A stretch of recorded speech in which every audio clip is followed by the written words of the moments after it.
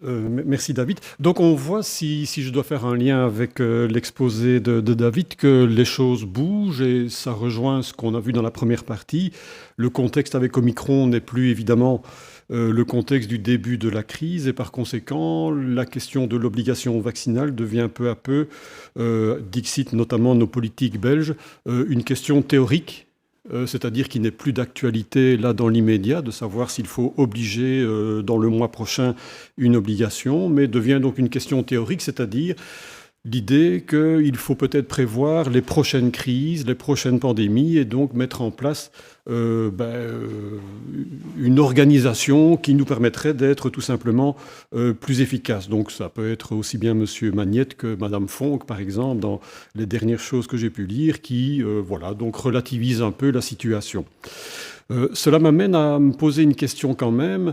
Il y a deux questions en fait qui en découlent. La première que je vais voir en second lieu, c'est avec le recul et avec l'expérience que nous avons maintenant des 2 années de crise, à quelles conditions une obligation vaccinale deviendrait éventuellement acceptable sur le plan éthique. Mais avant, il y a une question que je voudrais poser, donc, qui peut paraître un peu saugrenue, mais dans le fond, est-ce que c'est le bon débat ?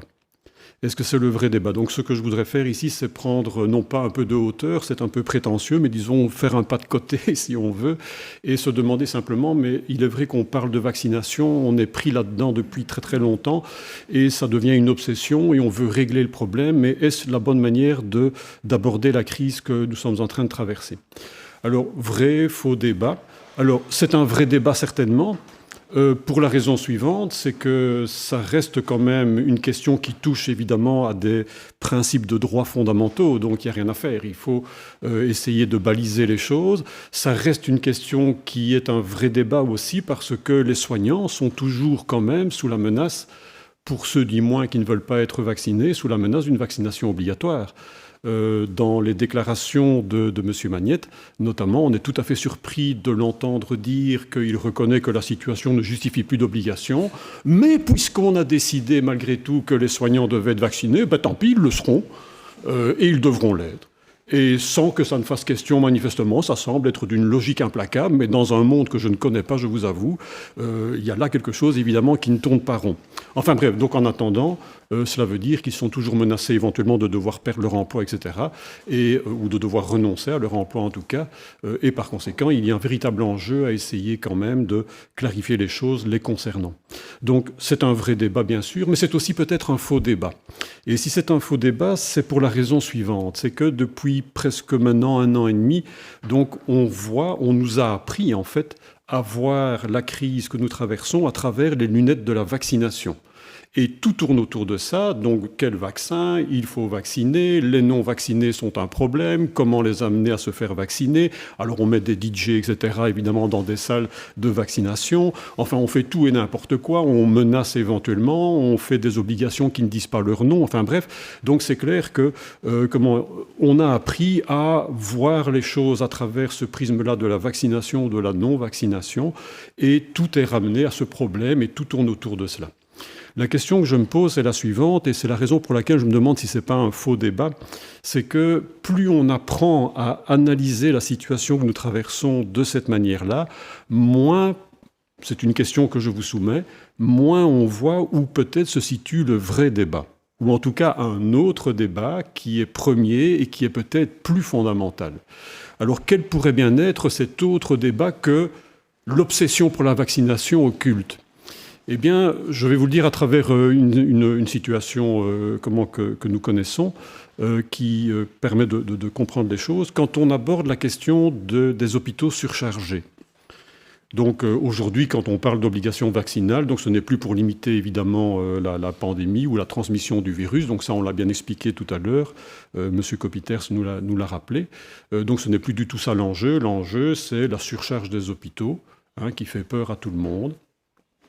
Et quand on doit parler de la surcharge des hôpitaux, donc de nouveau, problème vaccinal, on passe son temps à essayer de repérer dans les hôpitaux, en réa ou en soins intensifs, qui est vacciné, qui n'est pas vacciné. Comme ça, évidemment, on peut dire c'est la faute aux non-vaccinés, qui de fait sont plus nombreux, qui causent le problème. Si vous prenez un peu de recul par rapport à cette manière de comprendre les choses, il y a peut-être une autre question qu'on pourrait se poser par rapport aux patients hospitalisés qui se retrouvent en réa ou en soins intensifs. On pourrait par exemple poser la question ainsi: parmi les patients qui se retrouvent en réa ou en soins intensifs, quel est le pourcentage des patients qui ont bénéficié de soins à domicile et qui malheureusement se retrouvent en train de surcharger les réa et les soins intensifs? Et par conséquent, quel est le pourcentage de ceux qui n'ont pas pu bénéficier de ces soins? Donc, plutôt que de voir vaccinés, non vaccinés, peut-être qu'il y a une autre question qui est, mais combien dans le paquet de tous ces patients-là, effectivement, donc, ont bénéficié ou pas bénéficié de soins à domicile? Alors, je vous avoue, pour préparer un peu cet après-midi, j'ai téléphoné, j'ai écrit à quelques responsables de services de soins intensifs pour leur demander: est-ce que vous avez des chiffres?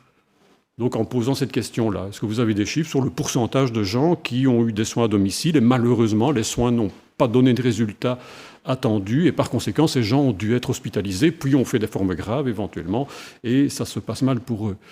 Et donc, je l'ai fait à 3 endroits différents. Et les réponses que j'ai reçues, alors, pour être tout à fait honnête, donc, 2 de ces médecins m'ont dit: on n'a pas fait d'études et je n'ai pas le temps d'aller revoir tous les dossiers de tous les patients, évidemment. Mais leur impression à tous les 3, en tout cas, donc c'est sur une base qui est à préciser, bien sûr, mais leur impression, sur la base de ce qu'ils ont en mémoire, c'est qu'ils n'ont pas le souvenir, soit d'avoir l'information, soit, pour la majorité des patients, ils n'ont pas le souvenir qu'il y a eu des soins à domicile qui ont été donnés ou qui, manifestement, auraient échoué.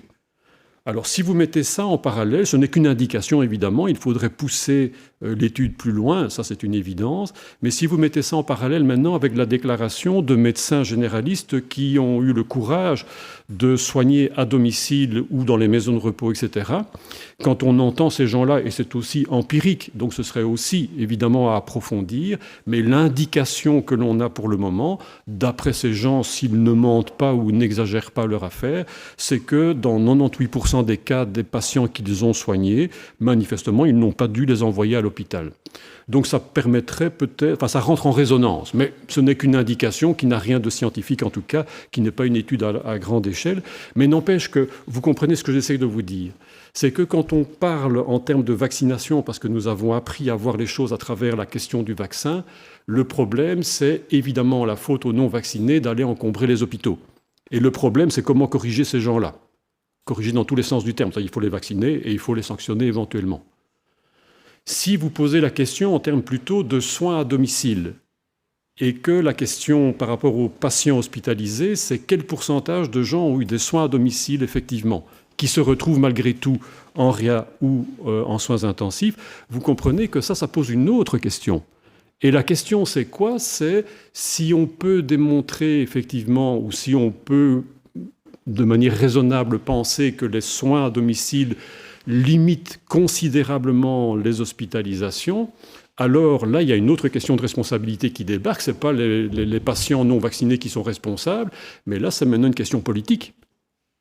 C'est comment se fait-il effectivement qu'on n'a rien fait alors qu'on a des indications qui demandent à être bien sûr développées, mais comment se fait-il qu'on n'a pas politiquement soutenu des initiatives pour accompagner, encourager et analyser ce qui se fait à domicile, ce qui peut être fait à domicile, si vraiment le but c'est de soulager les hôpitaux. Exactement comme de manière plus générale, je ne sais pas si c'est quelque chose qui ne vous a pas étonné, mais on nous dit nous sommes en guerre, c'est la panique généralisée, on va tous mourir, enfin au début c'était vraiment le plan catastrophe, et plutôt que de miser sur toutes les stratégies plausibles que l'on peut utiliser, on les a toutes empêchées sauf une qu'on a attendue, et c'est la vaccination. Si vraiment il y a péril en la demeure, comment peut-on accepter une stratégie comme celle-là? Il faudra qu'on me l'explique un jour, ou bien je suis trop bête sans doute, mais il y a là quelque chose qui ne tourne pas rond. Si j'avais été, on nous dit qu'on doit, quand on fait du droit, on doit agir en bon père de famille ou en bonne mère de famille, il n'y a pas que les pères d'ailleurs.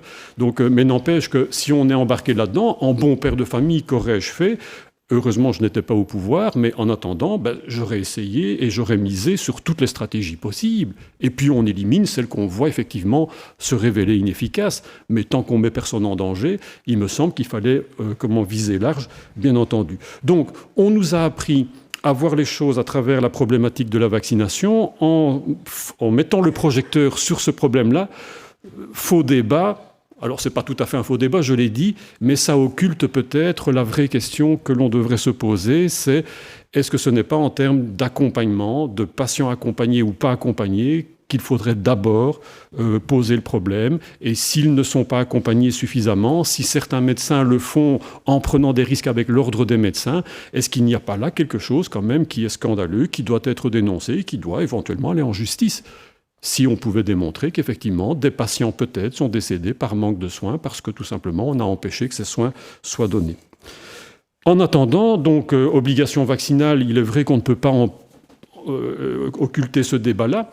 Je vous l'ai dit parce qu'il y a toujours des personnes qui refusent la vaccination et qui sont directement menacées d'être obligées de se faire vacciner d'une façon ou d'une autre.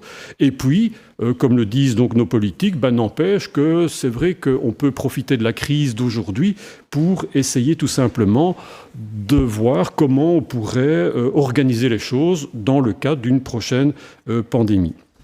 Alors, si on réfléchit dans cette optique-là, donc si jamais on était de nouveau dans une situation vraiment catastrophique, donc obligation vaccinale, d'abord dire ceci, donc là je le dis d'un point de vue personnel, mais il me semble effectivement qu'on ne peut pas exclure a priori une obligation vaccinale. Il n'y a rien de scandaleux, si vous voulez, dans l'idée d'une obligation vaccinale, mais comme le montrent les différents comités d'éthique des différents pays que David nous a résumés, c'est vrai que tout l'enjeu va porter sur les conditions qui vont faire que l'obligation vaccinale qu'on envisagerait éventuellement, ou l'obligation d'un traitement, ça pourrait être un traitement aussi d'ailleurs, peu importe, mais cette obligation aurait du sens et serait défendable, au moins éthiquement.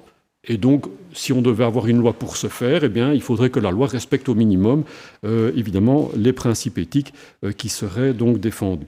Il me semble qu'il y a 5 conditions qui doivent être remplies, quand on résume un peu le propos, 5 conditions qui permettent d'envisager une éventuelle future obligation vaccinale, si jamais donc la question se reposait. Alors, vous allez voir que ce sont des conditions qui, effectivement, nous sont enseignées par la situation que nous vivons depuis 2 ans maintenant. Alors, première condition qu'il faut, mais vous allez voir les problèmes que ça pose, c'est évidemment qu'on soit d'abord dans une situation de péril grave. On ne va pas s'amuser à obliger les gens à être vaccinés si le péril, évidemment, est discutable, ne concerne qu'une minorité ou une vraiment très petite minorité, etc. Donc, évidemment, il faut qu'on soit dans des conditions où il y a véritablement un péril grave.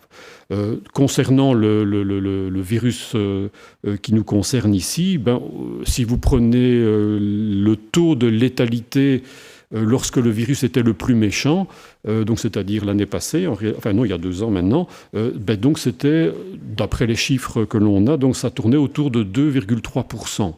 Donc de létalité, ça veut dire par rapport au nombre de personnes qu'on suppose contaminées, parce qu'il y a le problème de savoir combien de personnes sont contaminées, évidemment, mais par rapport à ce nombre-là, le nombre de personnes qui décèdent, donc ça tourne autour de 2,3%. Pour que vous compreniez qu'il y a un sujet de discussion ici quand même sur la gravité de la situation dans laquelle on se trouve, si vous prenez, donc exemple, j'allais dire bateau, en tout cas classique, parce qu'il n'est pas bateau du tout quand on y est confronté, si vous prenez Ebola, c'est 60% de chance plus ou moins d'y passer. Donc vous comprenez bien que là c'est un autre problème. Là il y a effectivement un péril pour la communauté et vous comprenez bien que là la loi qu'on va devoir organiser, c'est pas celle qui organise la vaccination, mais c'est celle qui empêche les gens d'être vaccinés parce qu'on ne peut pas les vacciner tous. Les gens vont se battre pour être vaccinés quand on est dans cette situation. Mais quand vous en êtes à 2,3%, avec Omicron c'est même plus ça, c'est 0,001% ou quelque chose du genre. Donc on est en dessous du seuil de la grippe. Est-ce que l'on peut dire effectivement que nous sommes en situation de péril grave de telle manière que nous devrions, parce que la communauté serait effectivement menacée, nous devrions donc obliger tout le monde à être vacciné? Il est vrai que c'est interpellant, ce qui pose une question. Et c'est là que des débats démocratiques doivent avoir lieu, me semble-t-il, qui doivent se traduire par des procédures que le droit doit sceller. C'est qui est autorisé à dire que nous sommes dans une situation de péril grave? Parce qu'il ne suffit pas d'avoir les chiffres, il ne suffit pas que les chiffres soient fiables, mais en qui peut-on avoir confiance pour effectivement décréter qu'à partir de tel seuil, et nous y serions soi-disant, eh bien, clac, ça y est, péril en la demeure, et donc maintenant on peut enclencher la procédure pour une obligation vaccinale éventuellement. Donc ce sont des choses qui devraient être organisées. Aujourd'hui, on ne sait pas qui. Alors on a l'OMS, évidemment, des organismes comme ceux-là qui chipotent. Et en attendant, on a l'impression que on suit, ou bien qu'on ne peut pas prendre de recul, ou bien que d'autres vont décider que... Enfin bref, c'est vrai qu'on a un débat, on a eu un débat, et on continue à avoir un débat autour de cette question du seuil à partir duquel, effectivement, il y a péril grave. Deuxième chose, on en a suffisamment parlé déjà, mais c'est l'histoire... c'est une question qui est évidente, c'est il faut que les vaccins soient quand même efficaces et répondent aux problèmes. C'est la moindre des choses, bien sûr. Or, ça a été évoqué dans les questions, notamment des personnes qui nous écoutent. Il est vrai qu'il y a une question, pour ne pas m'étendre sur le sujet et faire un débat sur le vaccin, mais il y a une question massue qu'on a bien du mal d'aborder dans les communautés scientifiques notamment, c'est comment, quand vous regardez les statistiques par pays, sur des sites qui sont des sites officiels, il ne faut pas aller chercher des machins farfelus, mais n'empêche que si vous allez voir donc sur des sites officiels, c'est clair que quand vous êtes du moins, ne fût-ce qu'un profane qui essaye de travailler un peu sérieusement malgré tout, vous constatez une chose, c'est que là où le virus apparemment prend beaucoup de plaisir, c'est là où on vaccine. Et donc, rien qu'à partir de là, alors vous pouvez rentrer dans les détails pour montrer que... on a quelques experts nationaux qui s'amusent à montrer « oui, mais c'est pas vrai parce que regardez tel pays qui n'est pas fort vacciné ». Mais quand vous regardez globalement, effectivement, les pays où il y a du vaccin, le constat qu'on peut faire, c'est que c'est là aussi qu'on a le plus de contagiosité, manifestement, des décès, etc. Et donc ça pose toute une série de questions. Moi, je ne suis pas évidemment scientifique, donc je ne vais pas rentrer là-dedans. Mais si vous observez en fait le champ de la science, on se rend compte que les scientifiques sont enfermés dans des tunnels et chacun a sa version. Soit je suis contre, soit je suis pour, soit je suis nuancé, mais que ça ne discute pas enfin. Et donc, pour revenir à mon critère ici, qui me semble être évident, c'est que si on oblige les gens à se faire vacciner, par exemple, il faut qu'on les oblige à prendre un traitement pour lesquels on a démontré quand même qu'ils avaient une utilité. Et la question, donc, quand on voit comment fonctionne la science aujourd'hui, dès qu'il y a panique à bord, on se dit, mais qui est autorisé parmi tous ces scientifiques à dire que ça fonctionne ou que ça ne fonctionne pas ? C'est assez interpellant. Donc ce sont des choses qui doivent être définies démocratiquement, me semble-t-il. Troisième chose, c'est qu'il faut être sûr, ça on en a parlé aussi, que les vaccins soient sans danger. Et là également, c'est la même chose qui devrait être définie dans des débats qui devraient se traduire par des lois, c'est comment être sûr que la pharmacovigilance fonctionne, comment être sûr que les chiffres que l'on a sont fiables. On nous dit par exemple, M. Copiters l'a dit, qu'il y avait 4 décès officiels, mais en fait il y en a beaucoup plus en Belgique qui sont déclarés. Sur quelle base on les a évacués ? Est-ce qu'on a des signes, des traces, des recherches qui démontrent que de fait on pouvait les écarter ? C'est assez étonnant de voir que non seulement on n'a probablement pas tous les cas qui sont rapportés, mais quand on a des cas rapportés, il y en a qui, apparemment disparaissent comme ça très rapidement et ne sont manifestement pas intéressants. On ne sait pas trop pourquoi. Donc là aussi, qui démontre qu'il n'y a pas de danger, qu'on ne met pas la population en danger avec les traitements qu'on imposerait, c'est tout un débat, bien évidemment. Quatrième condition, c'est il faut qu'il n'y ait pas d'alternative. Or, je l'ai évoqué tout à l'heure, bien sûr, donc on ne peut obliger un traitement parce qu'on ne sait pas quoi faire d'autre et que c'est celui-là et il y a péril en la demeure. Mais je l'ai évoqué tout à l'heure dans faux débat éventuellement. Peut-être que, en tout cas la crise ici nous l'enseigne, nous semble nous l'enseigner, il y a réellement des alternatives. Et s'il y a des alternatives, comment peut-on autoriser qu'on les interdise pour mieux, apparemment, amener à la conclusion qu'on est obligé de se faire vacciner ?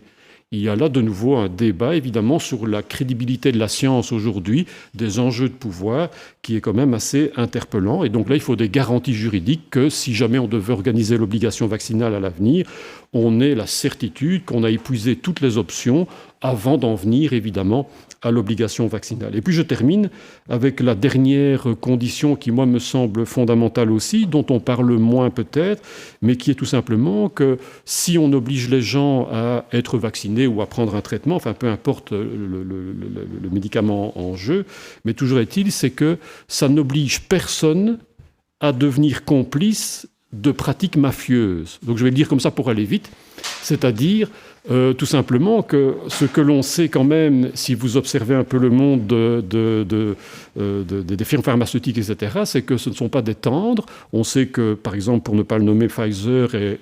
Vous l'avez déjà entendu, comment est le champion de toute catégorie pour avoir des procès dans tous les sens et pour des pratiques qui ne sont quand même pas des détails. Ce sont des choses qui ont touché à des principes éthiques fondamentaux dans certains cas.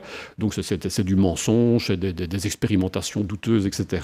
Enfin bref. Donc il faudrait quand même que si on nous obligeait un jour à prendre un traitement, on ne se retrouve pas dans la situation où je n'ai pas le choix, je suis obligé de devenir complice, donc complice involontaire pour le coup, mais obligé quand même en prenant un traitement. Donc je cautionne effectivement une pratique de la science qui est probablement discutable. Je vais vous le dire autrement pour être plus simple si jamais vous n'êtes pas convaincu. Peut-on accepter quand on est dans une situation de péril pour l'humanité ce qu'on nous a dit, donc acceptons-le. Est-ce que l'on peut accepter que quand on est dans cette situation-là, vous ayez des gens qui s'enrichissent à milliards? Est-ce qu'on n'est pas dans une problématique qui concerne un bien de l'humanité, la vie sur Terre, et que dans ces cas-là, pour le dire simplement, évidemment que quel que soit le traitement qui sera utilisé et rendu obligatoire, il doit être fourni à prix coûtant, mais sans permettre à certains de profiter du malheur des autres, ou pendant que certains perdent leur emploi, doivent fermer leur boutique, vous en avez d'autres, effectivement, qui vont s'enrichir d'une manière qui semble plus que scandaleuse. Donc n'y a-t-il pas là une question de justice sociale, si vous voulez, qui doit rentrer en ligne de compte? Bien sûr qu'on peut obliger, mais pourvu qu'on puisse démontrer que ça ne profite pas, qu'on n'est pas dans une logique éventuellement de propagande ou je ne sais quoi d'autre, qui en fait cache des intérêts financiers dont profitent malheureusement certains et pas l'ensemble de la population. Ces 5 conditions-là qui imposent effectivement peut-être des remaniements au niveau du droit si on devait vraiment envisager une obligation vaccinale autrement que comme le fait le décret wallon, que certains ont repéré déjà, si on devait vraiment aborder cette question, donc c'est autrement que ne le fait le décret wallon, c'est en essayant de mettre en place tous les garde-fous autour de ces 5 questions qui, me semble-t-il, résument un peu ce que les différents comités de bioéthique essayent de penser quand ils abordent cette question. Voilà, mais je m'arrête ici. Merci beaucoup pour votre patience.